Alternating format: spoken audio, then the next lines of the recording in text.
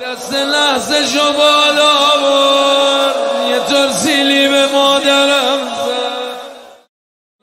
غریبون کسی نیستش که ظاهر نداره، غریبون کسی نیستش که عرب نداره، غریبون کسیه که جلو چشمش مادرشو بزنن نتونه کاری کنه. گو عبدالزهرا چجور روزه منو میخونی آجان؟ بارا روزتونو خوندم، شما رو زهر دادن، بارای جیگرت بالا اومد، خواهرت زینب رسید به سر و صورت زد، فرمود نه هر وقت خواستی روزه ما رو بخونی اینطور روزه بخون.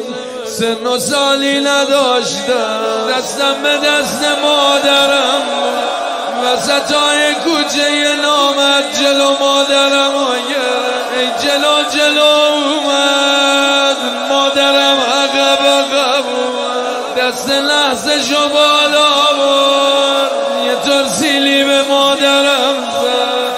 یه وقت دیدم مادرم رو زمین افتاد،